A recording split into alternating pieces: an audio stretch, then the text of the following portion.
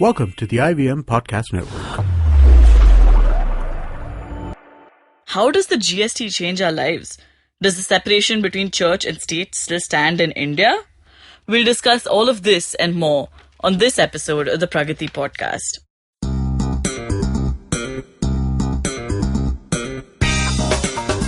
Hi, you're listening to the Pragati Podcast with me, Hamsini Hariharan.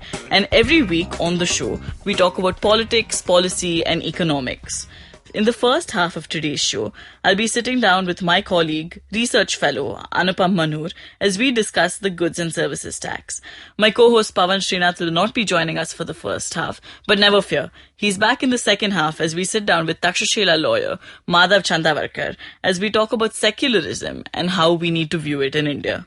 So, Anupam, recently on social media and Instagram particularly, earlier we used to have lots of photos of really great looking food. Now we have photos of everyone putting up bills where they show us what the state GST is and what the central GST is, what the alcohol charges, what the service charges. Tell me, as an economist, have you ever seen people care this much about a tax before? I think it's the replacement of one really annoying trend with another. But I've never seen so many bills on my timelines ever.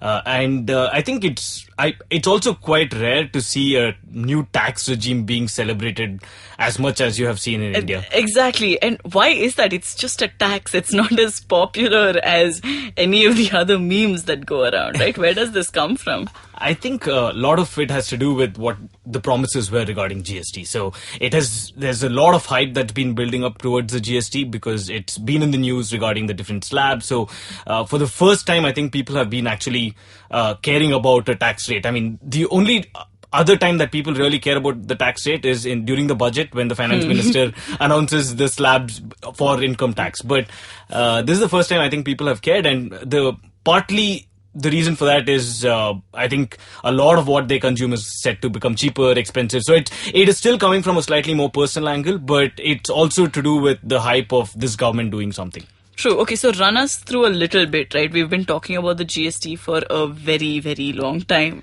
But what were its benefits? Why is it considered to be so important? The GST, in fact, has been in talks since the 2000s. So in actually the year 2000 is when it was first proposed that we should have a unified tax rate. And the reason, of course, is that while we have achieved political unity perfectly well within India, almost well. Debatable, but fair enough. Debatable, but I think economic unity has just been very far off. So and the reason for that is there's a lot of interstate barriers, and a big part of that barriers is the tax rates. Different states levy different taxes. So the GST is meant, as the slogan goes, one nation, one tax. And we'll get to that later on because it's hardly that. But that's the reason why it is considered important.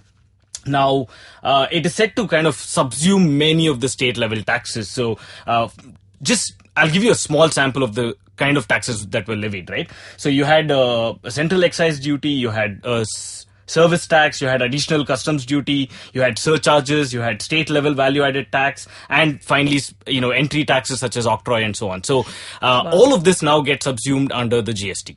Okay, that's still good.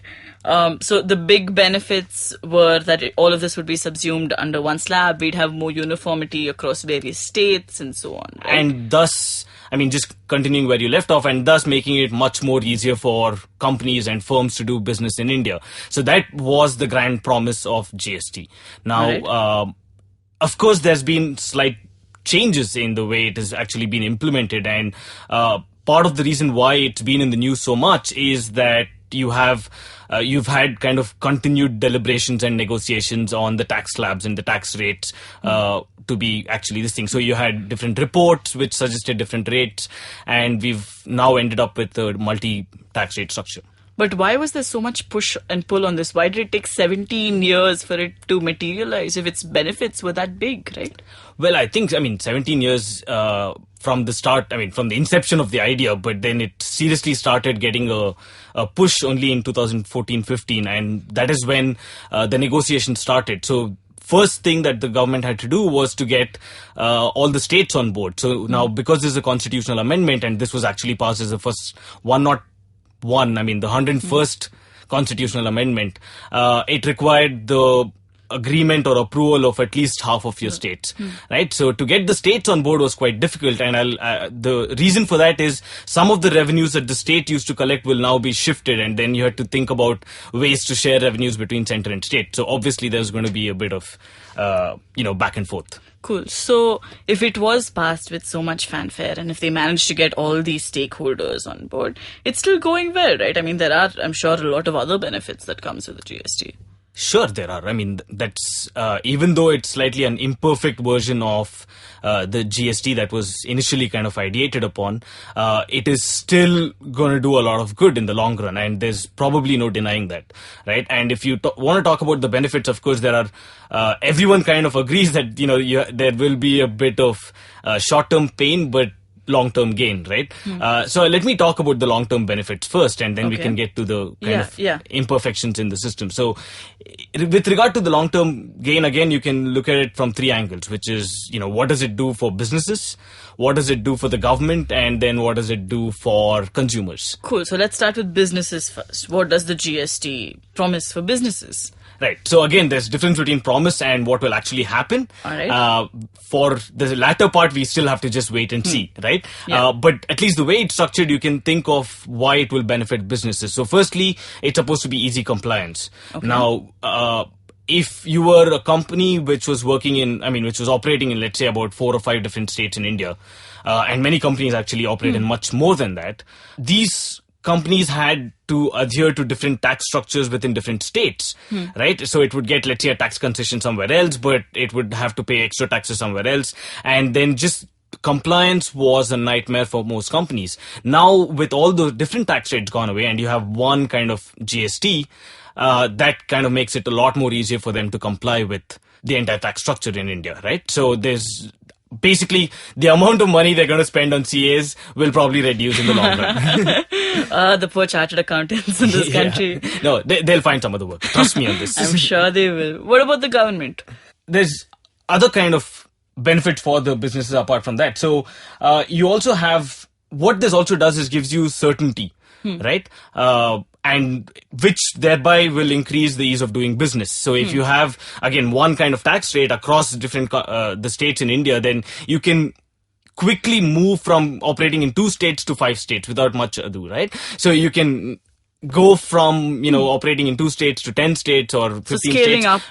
Up becomes easier, operating in different states. So that gives you certainty for doing business. All right. And then there's I think one of the biggest thing is there's this thing called cascading of taxation, all right. Which is, let's say, assume that one good is taxed under state VAT or something of that sort, and then that goes into another state, and then you have entry tax, right? And that entry tax is levied on the original price plus one tax which has already been put. So there's taxation on taxation. So GST removes that. Okay. Very importantly. So that, again, in the long run, it's supposed to make things easier and cheaper, right? And then finally, you can think about all of this put together will make Indian firms a lot more competitive, not just domestically, but also internationally, right? Because their tax structure becomes easier and cost of compliance will become easier and the prices will become cheaper as well. So, you have Indian firms now can compete in the global stage. At least, again, that's what the promise is. All right. Well, that sounds good. What about the government? Government loves it. Obviously, right? Because the biggest thing is that their administrative costs are supposed to come down. It's easier to administer one tax rather than several. Fair enough. Just coordinating between different states, then the center, and then kind of agreeing upon a revenue sharing program. Now, all the hard work has been done through the negotiation process. Now we're going to have, a state GST and a central GST 50-50, and it's supposed to be much more easier. So just because of that, because it's easy to administer, I think the governments love it. But there's also, other, big advantages for the government. So through the GST network, something called the GSTN, where it's basically the back end, right? Where there's a mega software which kind of coordinates all the transactions that takes place within the country, and each person's GST number will be linked to the transactions, right? Okay. So ultimately what I'm trying to say is that there'll be a better control on leakages, right? So, and higher tax revenue collected. Okay, that sounds good. we're plugging the system, right? Yeah, and so the GST has inbuilt mechanisms to control the leakages, and so basically you're expecting a much higher tax revenue collection, not because of higher tax rate, but because of widening the net. All right. Good for government, good for business. What about me? What about me as a consumer? What do consumers get from the GST? Of course, I expected the selfish question. For the consumers, largely, you would again have clarity in what taxes you're paying. Before, if there are multiple tax rates, again, because of the cascading effect, it would become much more expensive. But now, because of a single tax rate, it's very clear as to how much tax you're paying, right? So that's one benefit. But again, clarity is kind of intangible. But what does it really mean for the consumer is, in the long run, it's expected to make goods a lot more cheaper. And that is because the GST is supposed to increase what you call as tax efficiency. So the amount of money that government spend on taxation is supposed to bring in higher returns, right? And because there are higher returns or higher tax collected from the government, it's supposed to make the average rate of taxes go down, either direct or indirect. So that the hope is that in the long run, you'd have a wide but low tax rate. All right. Okay. That sounds good. See, Anupam, all of this sounds good. It sounds great in the long run. But in the short run, like, I've been hearing so many complaints about things are going to become costlier and how, like performance artists and so on are going to have to give up their jobs and find normal day jobs. So what about the short-term pain that you mentioned? There are short-term pains. And I think a switch to any sort of a new tax regime will create short-term pain. So one of the big things is, of course, I don't think India was, the software, the backend was ready yet.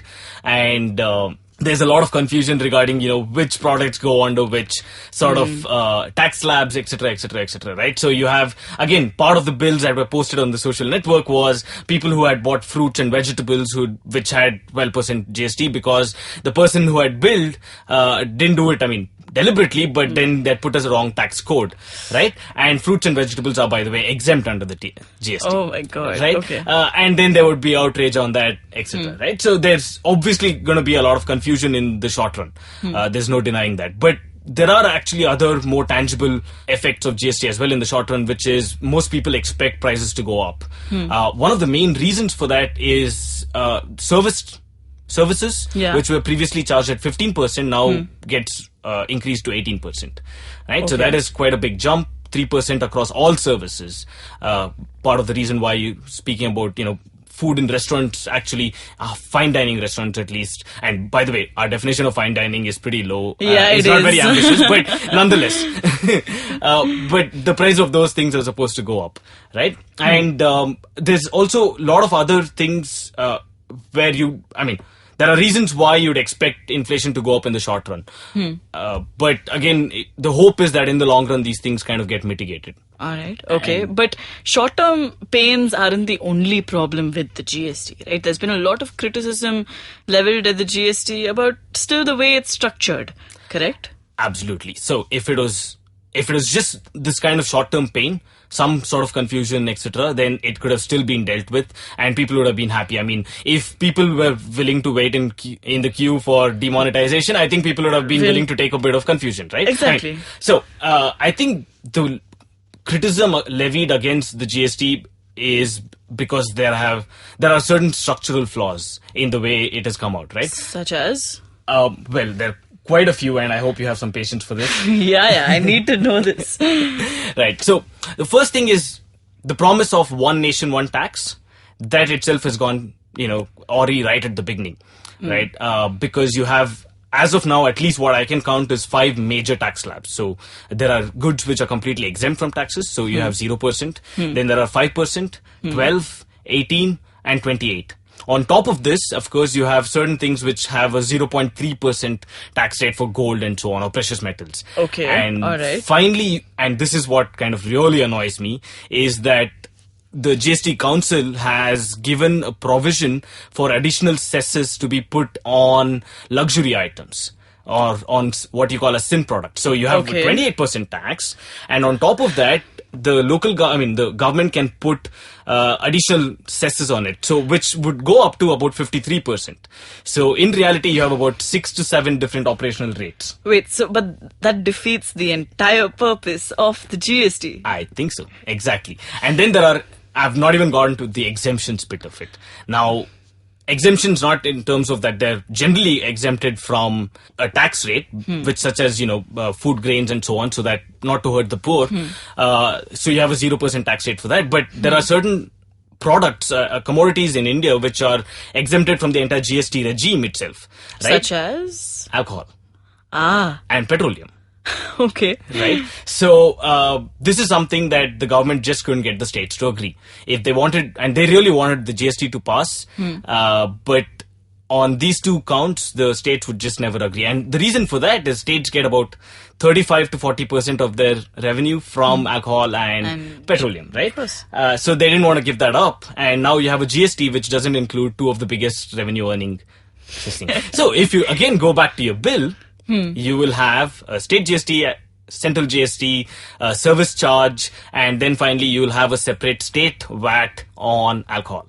Oh, wow. Right? Okay. So, all right. That's it one sounds thing. a little absurd, but fine. Yeah.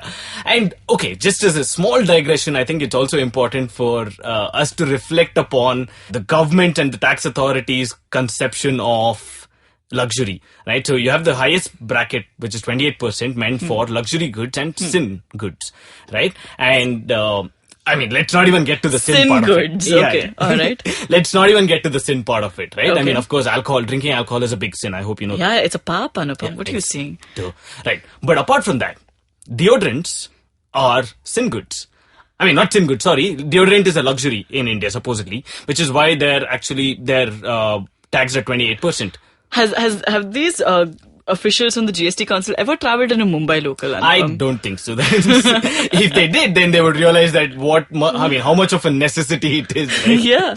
And there's a whole host of really funny, observations regarding what are the kind of products which have been bracketed under 28%. Shampoo, by the way, again, is a luxury item. Tell that to the lice. Okay. So there you have it. That's the reason. I mean, the biggest criticism has been levied against the GST is because of the multiple tax rates, and it's going against the one nation, one tax. Yeah, but this also. What about tax authority? Does the GST get filed at least to one tax authority? No. All right. So there are two tax authorities. You have the state GST, whatever tax authority, and you'll have a central one. And there's a lot of uncertainty right now as to which authority you come under. I mean, who should you be, accountable to, where you file your returns and all of that. But then there can be certain confusion, right, regarding whether your product falls under this slab or that slab and so on. And then you don't know which authority has, power over you. So that can lead to a lot of confusion. And imagine if two officials from the different authorities come raining down on you and give contradictory instructions. Right? Which is all too possible in our country. Exactly. And, and also next, I'll just move on quickly to the next one then, which is about the number of returns to be filed. So as I said, there are a lot of returns to be filed. The least amount, the minimum amount is about 37 returns in a year for every single company. What? Yes. That's a lot. 37 returns? Yeah. But why? I mean, if this tax is supposed to make everything simpler. Precisely. So it was promised that, cost of compliance would be less, but then each firm will have to, file 37 returns a year. And now, to be fair, I don't think many people who criticize this have actually filed these returns. So we don't know how difficult it could be. What I've heard is that it's supposed to be at least 2 of them per month is supposed to be automated, whereas the third one is something that you actually have to file. So that could bring it down from 36 to about 12, but still that's quite a lot, right? And it's not easy because now people should have, at least knowledge of how to file these returns online, etc., etc. So I think there's again going to be some kind of disruption in that state. Yeah, and this isn't just a short-term pain. This is something that's going to... Hopefully, if they do not... And just imagine this. This is, by the way, let me just add to this. This is 37 returns in one state. Now, if a company is, let's say, operating in 4 states, then that is 37 into 4.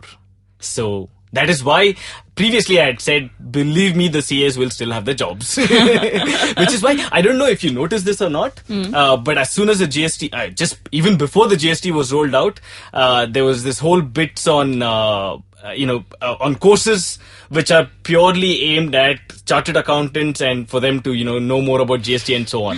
Right? Yeah, and then even the Prime Minister said that the CAs will be the future of India. They are going to become the backbone of our country. Precisely. So we're moving from farmers being the backbone to now CAs. I don't know about, Okay, so one thing is that businesses will find it harder. We don't know for how long. But just getting back to like goods, right? You're telling me every single good has been classified by your GST council according to the 5 slabs. This seems like an enormous task to be done in the last year?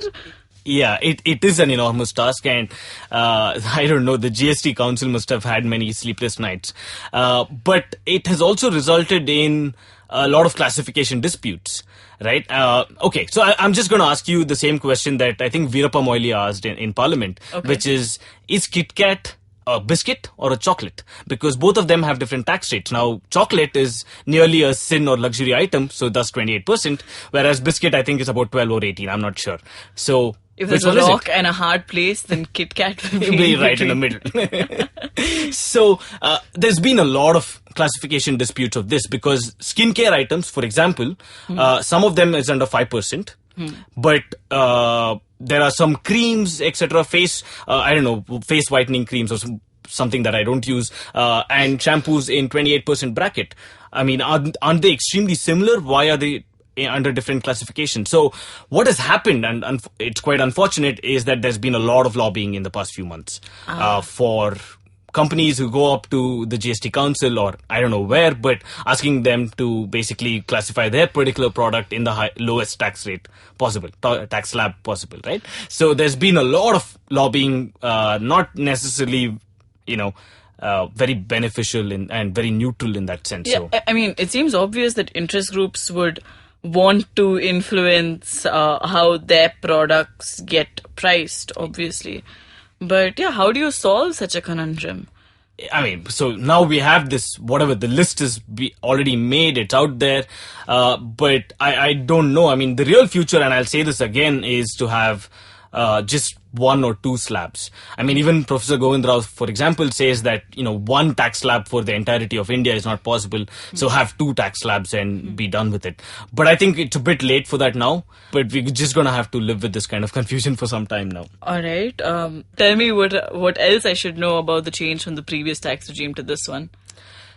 Right. So the biggest change from the previous one, which is VAT, to the GST is actually on where the goods get taxed. So this is basically a fight between origin versus destination tax, right? So previously what would happen is that if I'm a firm and I'm manufacturing in Maharashtra, then I would get taxed there, and then I can sell the product anywhere in the country, right? So now what has happened is that it's now become a destination tax. So the tax, it's basically a consumption tax, right? GST is a consumption tax as against a production tax. So then it would get taxed at the last point where it's being consumed, right? So this is a big change in from the previous regime. And what this has done, I think it's important to know that when the 13th Finance Commission, when it again spoke about GST and the benefits of it, it said that it was perhaps neutral between whether it should be a origin or a destination tax. It didn't really give very strong recommendations one way or the other, and it left for the government to decide.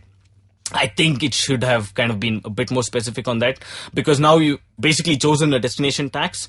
What that means in a country as economically diverse as India is that some states will lose out more, and some states will gain, right?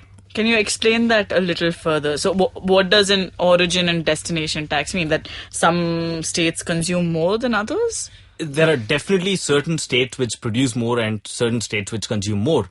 So if you look at India, there'd be about 3 or 4 states which produce way more than the national average. So you'd be looking at Maharashtra, Tamil Nadu, Gujarat and Karnataka to a slightly smaller extent. And you'd have states which consume a lot more than what these, other states. So you'd have probably Punjab, Uttar Pradesh, Bihar, and a few other states which consume a lot more. So what you're doing is basically you're shifting the revenue collection from the producing states to the consuming states. So there's also a distortion of incentives there.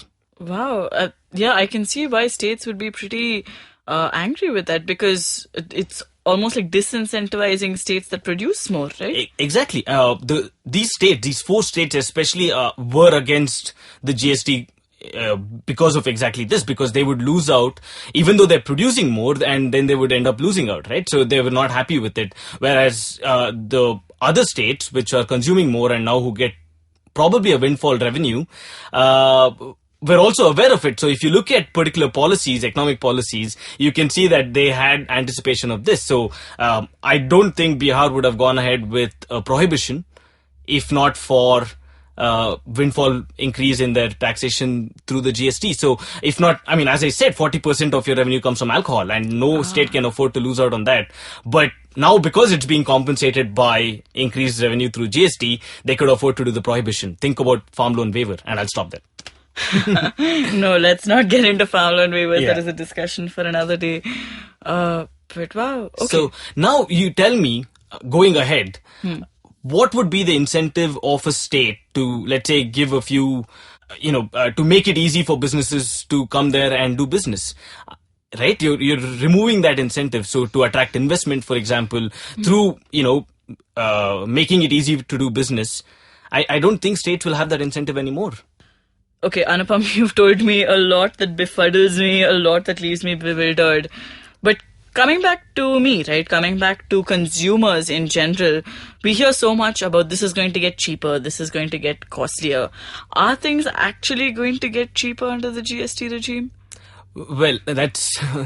okay, for that I have to really bring in something else. So, certain goods are set to get cheaper, and you've seen graphics of this, right? Of what all will get cheaper and what will get expensive, and that's according to whether just the tax rates have come down from what it was previously or whether it's gone up. But what I think a lot of people fail to get is there's something called the tax incidence. Okay. Tax incidence is actually how much of the tax burden is passed on from the producer to the consumer. All Right? Not every time does the producer pass on the entire tax burden to the consumer. Okay? And now the government knows it. So the government, in a very funny statement, said that, we're going to force companies to cooperate and pass on the benefits of a lower tax rate onto the consumer. And when, asked further, how can you force to cooperate? And I'm making air quotes here. They said that, they have a hidden weapon. And this hidden weapon is called the anti-profiteering clause. Now, I know it's a throwback to 1970s, but they have something called the anti-profiteering clause in the GST. Okay, I'm too young to know this, Anupam. What is the anti-profiteering clause? Sorry, I forget you were born in the 2000s. So the anti-profiteering clause, I mean, it's not, thankfully the rules are not set in it's not defined very well, but what the government is threatening to do is have this clause which says that if companies who produce products which enjoy a lower tax rate than previously, if they do not pass on all of that to the consumer, then they can, they'll have some kind of punishment under this new anti-profiteering clause. Okay? As absurd as it is. Now, what that means is that obviously the government really doesn't understand anything about economics, right? Because as I said, there's a tax incidence. That is how much of the tax burden, whether it's, things becoming cheaper or more expensive, is passed on to the consumer depends on your elasticities. Yeah, like right? price elasticity. Price elasticity. Yeah. So if your product is extremely elastic, which means, your luxury goods and so on, then a lot of it is borne by the producer himself. Because if he tries to increase the price, then no consumers... one's going to buy it. Yeah. Exactly, right? Whereas for more essential items, right, the burden is passed on to the consumers. Now, the same thing will happen when you have a decrease in tax rate. Right? So, irrespective of what the government tries to do, whether the gain from decrease in tax rates will be kept on by the producers themselves or will be passed to the consumer largely depends on the elasticity of the product. Okay, Anupam, the GST just seems like a bundle of absurdities to me, but thank you for narrowing it down. What are things that I should just be watching out for? At the moment, I really think that, we've just started the process. There will be some confusion, but despite all of the problems inherent, we can still hope for some kind of long-term gains, and that is what we should watch out for. There will be a positive impact on GDP, positive impact on inflation, as in inflation will go down. But to get there, I think this needs to be, a lot of things that has to be ironed out. Thanks, Anupam. That's it for the first half of the Pragati podcast. In the second half, we're going to come back with Madhav Chandavarkar to talk about secularism and how we view it. Are you confused about your future education options? Not sure about whether you should be doing an MBA? Or if design school is the right fit for you? Are you worried about how you would finance your education? Find answers to this and a lot more education-related topics on this podcast. Hi, my name is Akhil Daswani. I'm the CEO and co-founder of OnCourse. Hi, my name is Alisha Mashruwala. I'm the CEO and co-founder of OnCourse. And we both are your co-hosts for the OnCourse podcast. Tune in every Monday on the IVM podcast app or any other podcast app you may like. Welcome back to the Pragati Podcast. In these polarized times where we hear so much about religious intolerance, it's important to revisit the concept of secularism. I'm now joined by my co-host Pavan, Srinath, and Madhav Chandavarkar, a lawyer at the Takshashila Institution. Welcome back to the Pragati Podcast, Madhav. Okay, guys, can you define secularism for me? Tell me how it's different in India. We think of religion and we think of secularism as the separation of the church and state, separation of the religious domain versus the public domain that is enforced by the state, the government, and so on. Is this a valid definition? Does this always make sense? I think it's a more theoretical distinction. I don't see how it can be applied sort of in practical senses, because if you take the example of France, which is considered the archetypal sort of example of secularism, the headscarf ban is actively, it's the state actively saying that this is a religious practice that we will not sanction in public spaces. So you could very easily make the case that it is the state interfering with religion and saying you can only practice it in the privacy of your home. You cannot bring it outside. So then would secularism sort of end up meaning which agency is more sovereign? Is it the church or the state? So if you think about it, in Christianity and in Christendom in the Roman Catholic world, the Pope decided the mandate of kings and governments in a certain sense. The religion, and I think in human history also, religion has had a profound influence on what should a king do, what should a king or emperor's mandate be. So in a sense, religion was everywhere, first of all. It would be there in all aspects of life. And religion defined what aspects of life your state or your government or your kingdom, whatever, can sort of come into. Whereas what we have today is a complete reversal, right? You have the state, which is sort of everywhere, and it is sort of deciding how far a religion can come into. I mean, is this a way? So then is French secularism where France, the Republic of France, decides what the religion can and cannot do? Yeah, meaning you could definitely make the case. Certainly French Muslims are making that case. And I think, yeah, I would generally agree with the principle that secularism would mean that the state is sovereign. And it's not just that the state is sovereign, it's that the state is sovereign and is exercising its power, I think, on rational or scientific bases. I think that's another important element of secularism that needs to be considered. It's not just the separation of church and state, it's also the injection of rationality. Sure. I mean, rationality need not be the only thing, right? It can also be just pluralism, because often when religion define things, there was only one religion. There's only one God, right? So maybe some of what the state is trying to do, and maybe that's why we call it secularism, is accommodating this kind of dogma or practices coming in from different communities, which have to now live together. Well, that's certainly the application in India. I think that is, India is a very pluralistic society. I think this was an inevitable sort of morphing of secularism in the Indian context, of rather the separation of church and state, it became the equal treatment of religions by the law. Yeah, all churches are brought under the ambit of the Indian state. Right.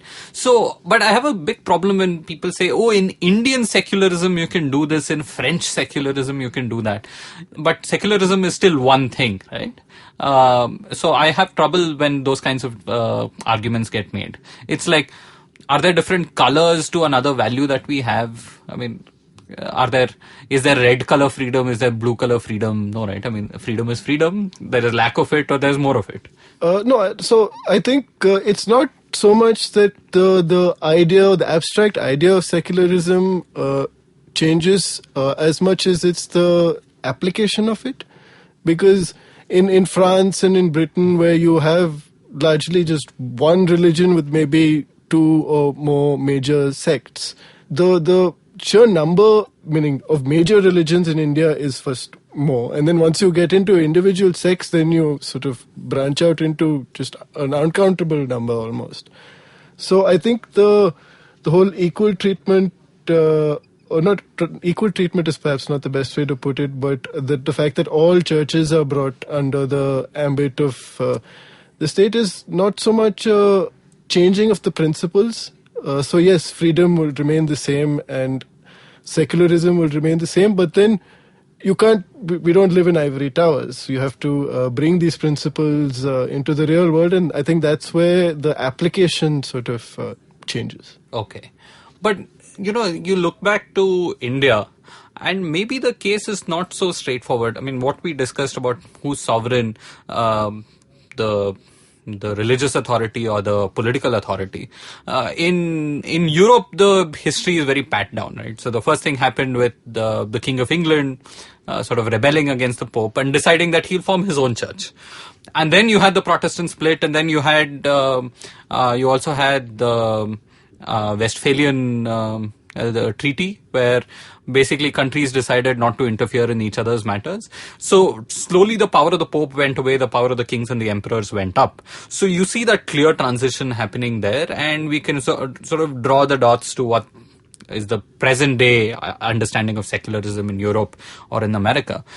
In India, it's quite a lot fuzzier. Right? You didn't have a central religious authority who could dictate what kings can and couldn't do. And you do not have too many specific instances of sort of religious leaders deciding who wages war, who doesn't, and sort of coming in and interfering at that level. So in a sense, if religious sects sort of undermine the authority of a sovereign king, the sovereign king had the right to wipe them out, modify it, take it over. So in India, the flux seems to have always been a little different.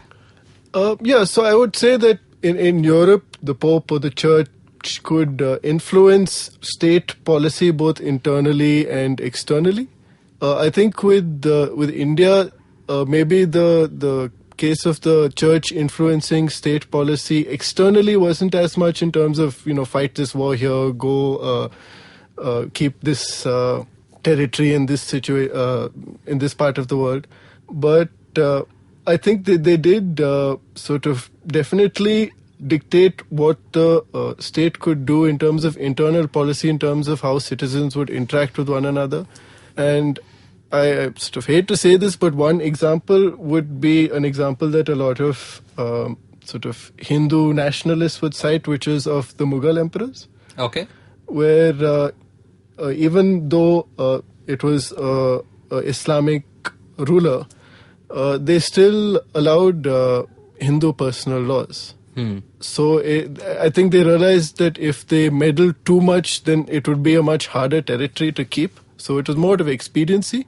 Sure, but there was also the sense that your unit of analysis was a community, right? So the state dealt with communities and community leaders. You're a caste leader, the state will have an equation with you, the king will have an equation with you.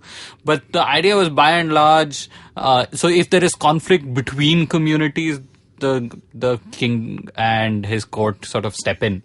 But you have a conflict within the community, it's the community's problem to manage, right? Whether it's a Hindu community, Muslim or something else.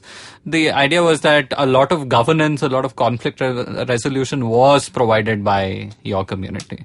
So in a sense, religious laws had their own domain, right? And religion had its own sort of sovereignty, but sort of subservient to what was happening in the entire kingdom and on these bigger aspects that you mentioned. Yeah, which I'm reminded of Sapiens, the book by Yuval Noah Harari. And in it, he talks about how sort of humanity progressed at a pace that was sort of too quick for its own good almost. And we started living in settlements and numbers before we could evolve the sort of behaviors of cooperation. And so then you have all these sort of imagined orders that were used to create social cohesion. And one of them was religion. And the other was a nation. So, in fact, I view, meaning in my sort of personal view, I think religion had three purposes at its inception. One was social cohesion, as I just explained. The other was to explain natural phenomenon like thunder or wind, which is why the king of gods in a lot of sort of pre-Christian mythologies were the lord of thunder and lightning, which, if to someone who didn't know the scientific explanation of it, would have been terrifying, this ominous noise across the sky. And the third was your sort of existential crises. Why are we here? What are we doing? Right. And so the first one, in terms of social cohesion, the creations of the state, especially the social contract and law as a institution, have sort of nullified that gap with explaining phenomenon. Science has covered that gap. And with the third, meaning that I don't think we will ever solve, but that relegates religion to a private sort of quest. So in some ways I view religion as the appendix of human society. But coming back to the point, law and the creation of the state has, I think by and large now in most, or at least a majority of countries, has replaced religion as the tool of social cohesion. But the inertia that religion has, especially in sort of personal interaction and with identities, given the third use that we haven't fully quite solved, means that the state and law can't fully supplant religion, which is where I think the idea of secularism comes. It's sort of this band-aid or this thing fixing the two in our lives right now. That's interesting. But I would be a little more cynical than you in that I don't think that the state has fully replaced the role that religion provides in social cohesion.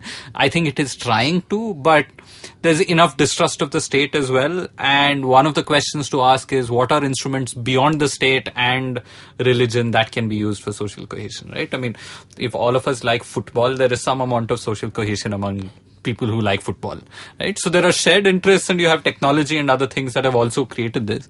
But at the heart of it, human beings might also be instinctively tribal, and we've just evolved for the longest time as a tribal community. So while exposed to this universal idea of all humanity and so on, we might retreat into shells of this religion, this caste, this community and other things when sort of faced with that kind of a threat.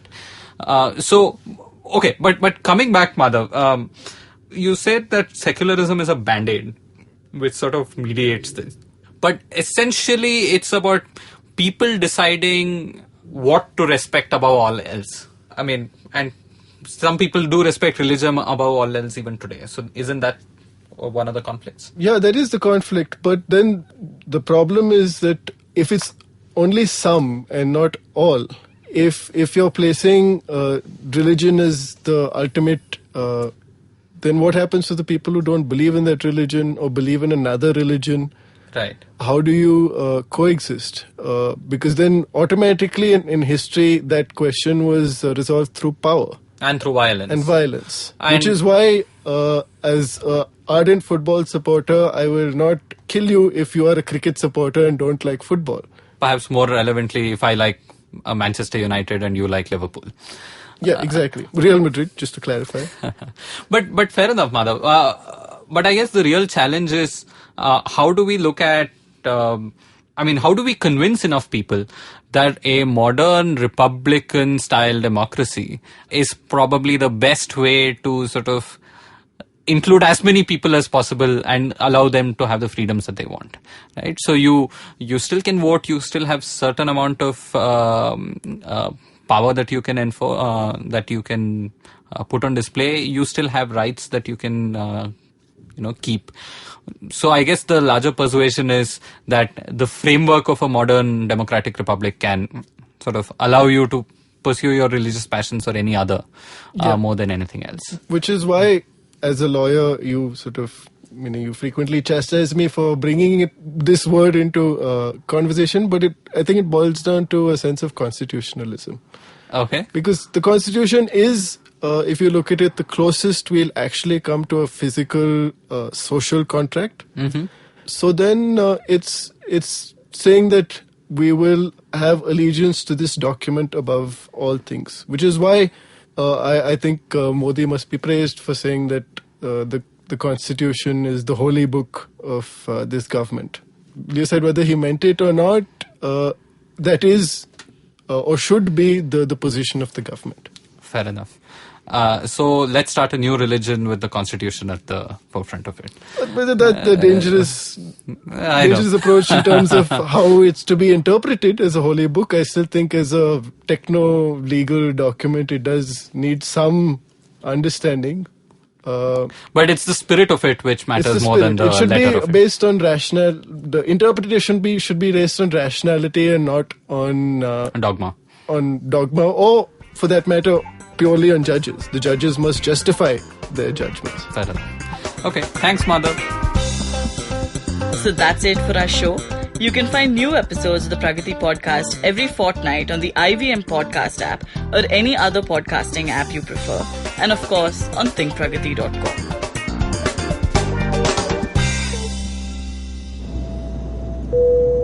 Good evening, ladies and gentlemen. This is your captain speaking. Sorry to say, but there's been a slight delay due to the apocalypse having suddenly begun. As you can see, there's death, destruction, and chaos taking place all around us. But don't you worry, food and drinks will be served shortly, and I would recommend checking out IVM Podcasts to get some of your favorite Indian podcasts. We'll keep you going till this whole thing blows over. Thank you.